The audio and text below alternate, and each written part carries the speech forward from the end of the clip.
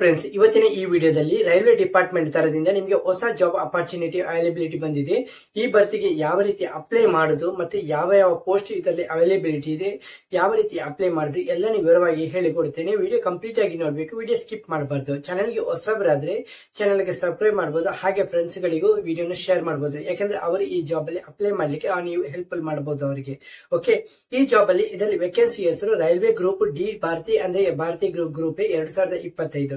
Okay, ಇದೆಯಲ್ಲ ಇದು railway group D Bharati 2025. ಇದರ ಅಡಿಯಲ್ಲಿ ಆರ್ಗನೈಸೇಷನ್ ಇದೆಯಲ್ಲ ಇದು ರೈಲ್ವೆ RRB ತರದಿಂದ ಪೋಸ್ಟ್ ಗ್ರೂಪ್ ಡಿ ಅಂತ ಹೇಳ್ತಿದ್ದಾರೆ.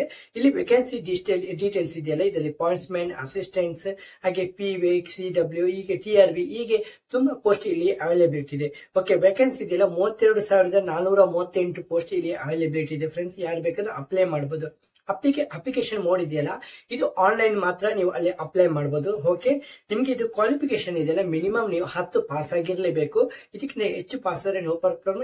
ನಿಮ್ಮ ಯಾವ ಡಾಕ್ಯುಮೆಂಟ್ ಇದೆ ಎಲ್ಲಾನು better. Okay, graduate, ITI, diploma ಯಾವುದು. ಓಕೆ, ಏಜ್ ಲಿಮಿಟ್ ಇದೆಲ್ಲ 18 ವರ್ಷದಿಂದ 36 ವರ್ಷ ತನಕ ಇದರಲ್ಲಿ ಏಜ್ ಲಿಮಿಟ್ ಇಟ್ಟಿದ್ದಾರೆ. ಇದಕ್ಕಿಂತ ಜಾಸ್ತಿ ವಯಸ್ಸಿನವರು ಇದರಲ್ಲಿ ಅಪ್ಲೈ ಮಾಡ್ಲಿಕ್ಕೆ ಆಗುದಿಲ್ಲ.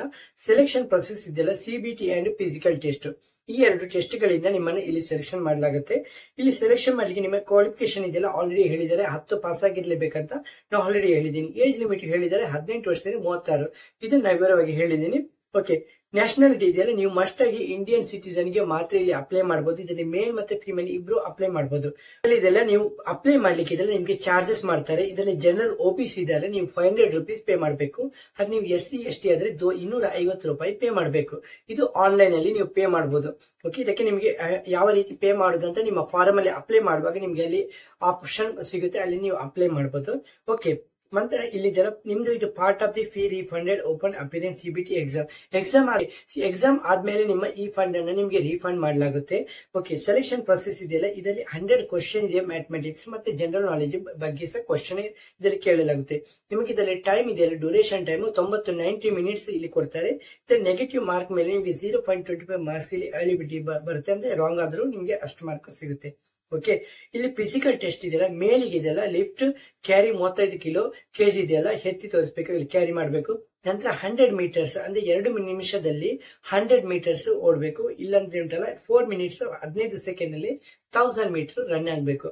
ಓಕೆ, ಫಿಮೇಲ್ಗೆ ಲಿಫ್ಟ್ ಕ್ಯಾರಿ 20 kg, ನಂತರ 100 ಮೀಟರ್ 2 ನಿಮಿಷದಲ್ಲಿ, ನಂತರ 1000 ಮೀಟರ್ಸ್ 5 ನಿಮಿಷ 40 ಸೆಕೆಂಡ್ ಅಲ್ಲಿ ಫಿನಿಶ್ ಮಾಡಬೇಕು.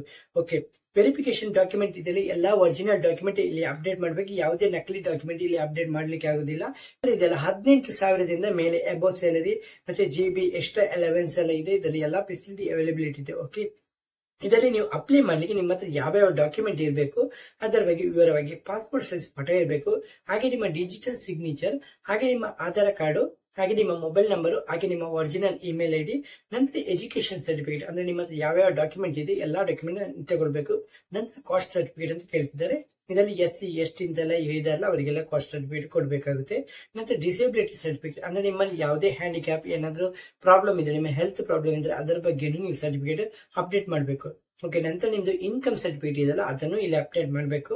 ನಂತರ ಸೆಲ್ಫ್ ಸರ್ಟಿಫಿಕೇಶನ್ ಆಫ್ ಟ್ರಾನ್ಸ್ಜೆಂಡರ್, ಒಂದು ನೀವು 3ನೇ ಜನರೇಷನ್ ಆದ್ರೆ ಅಂದ್ರೆ ಕ್ಯಾಂಡಿಡೇಟ್ ಅಂದ್ರೆ ಮೇಲ್ ಫಿಮೇಲ್ ನಂತರ ಇನ್ನೊಂದು ಇದೆ ಟ್ರಾನ್ಸ್ಜೆಂಡರ್ ಅಂತ, ಅಂತವ್ರು ಇದ್ರೆ ಇದರಲ್ಲಿ ನೀವು ಸರ್ಟಿಫಿಕೇಟ್ ಅಪ್ಡೇಟ್ ಮಾಡಬೇಕಾಗುತ್ತೆ. ಅವರು ಕೂಡ ಇದರಲ್ಲಿ ಅಪ್ಲೈ ಮಾಡಬಹುದು. ಓಕೆ, ಏಜ್ ಪ್ರೂಫ್ ಇದೆಲ್ಲ 10ನೇ ಕ್ಲಾಸ್ ಪಾಸ್ ಆಗಿರ್ಬೇಕು. ಓಕೆ, ಇದಕ್ಕೆ ನಿಮ್ದು ಏಜ್ ಪ್ರೂಫ್ಗೆ ನಿಮ್ಮ ಬರ್ತ್ ಸರ್ಟಿಫಿಕೇಟ್ ಇದರ ಡಾಕ್ಯುಮೆಂಟ್ ಅಪ್ಡೇಟ್ ಮಾಡಬೇಕಾಗುತ್ತೆ. Okay, NOC and current employer. ನಂತರ ಇಲ್ಲಿ ತುಂಬಾ ಆರ್ಟಿಕಲ್ ಇದೆ, ಅಂದ್ರೆ ಟರ್ಮ್ಸ್ ಅಂಡ್ ಕಂಡೀಷನ್ ಇದೆ. ಎಲ್ಲಾ ಕಂಡೀಷನ್ ನಿಮಗೆ ಡಿಸ್ಕ್ರಿಪ್ಷನ್ ಕೊಡ್ತೀನಿ, ಅಲ್ಲಿಂದ ನೀವು ವಿವರವಾಗಿ ಇಲ್ಲಿಂದ ಕಲಿಬಹುದು.